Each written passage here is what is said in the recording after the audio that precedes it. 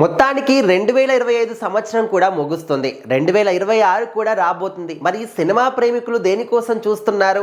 వాళ్ళ favourite hero కానీ heroine కానీ ఇద్దరు కలిసి ఒకే సినిమాలో నటిస్తున్నారా? అయితే ఏ సినిమా? ఆ సినిమా 2026లో వస్తుందా? అంటే దాని గురించి చాలామంది వెయిట్ చేస్తున్నారు. సో మరి 2025లో చాలా మటుకు పెద్ద సినిమాలు వచ్చాయి, చిన్న సినిమాలు వచ్చాయి. పెద్ద సినిమాలు అయినప్పటికీ కూడా డిజాస్టర్లు అయిన సినిమాలు ఉన్నాయి, చిన్న సినిమాలుగా వచ్చి హిట్లైన సినిమాలు కూడా ఉన్నాయి.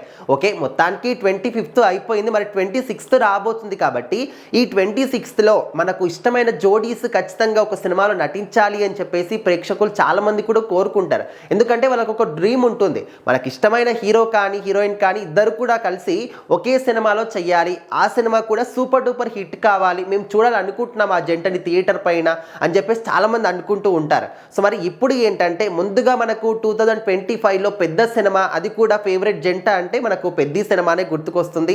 రామ్ చరణ్ గారు, జాన్వీ కపూర్ గారు. సో మరి ఈ సినిమాల నుంచి వచ్చినటువంటి చిక్రీ సాంగ్ ఎంత అద్భుతమైనటువంటి రెస్పాన్స్ వచ్చింది దానికి మనం చూసాం. వరల్డ్ వైడ్గా కూడా, ఓన్లీ ఇండియా కాదు వరల్డ్ వైడ్గా భాషతో సంబంధం లేకుండా ఒక సాంగ్కి వైబ్ అయిపోయి ప్రతి ఒక్కరు కూడా ఆ హుక్ స్టెప్ని ట్రై చేయడం కానీ రీక్రియేట్ చేయడం కానీ మనం చూసాం.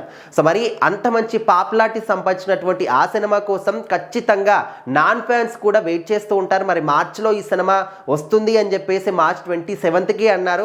బట్ కొన్ని కారణాల వల్ల పోస్ట్పోన్ కూడా అవ్వచ్చు అనే విధంగా కూడా ముందుగానే రీసెంట్గా మనం మాట్లాడుకున్నాం.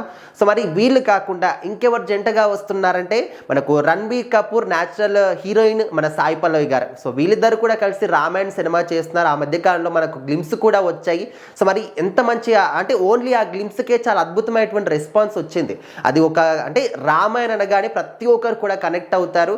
అంటే మనము చాలా జోడీస్ ఈ యొక్క సీతారాముడి క్యారెక్టర్ చేశారు. కాకపోతే కొత్త వాళ్ళు చేస్తున్నప్పుడు వీళ్ళు ఏ విధంగా చేస్తారో ఆ క్యారెక్టర్కి న్యాయం చేయగలుగుతారా లేదా?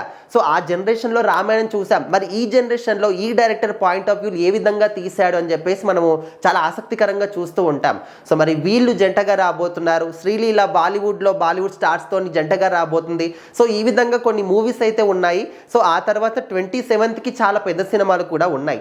ఏదేమైనప్పటికీ కూడా 26thలో కూడా ఈ విధంగా పెద్ద జంటలు వచ్చి ఈ సినిమాలు కూడా పెద్ద హిట్లు కొట్టాలని చెప్పేసి ప్రతి ఒక్క సినిమా ప్రేమికులు కూడా కోరుకుంటున్నారు. మరి ఇప్పుడు చెప్పినటువంటి ఈ జంటలలో మీకు ఏ జంట ఇష్టం? వీళ్ళు కాకుండా ఇంకెవరైనా జంటగా సినిమా చేయాలనుకుంటున్నారా? ఖచ్చితంగా కామెంట్ చేయండి.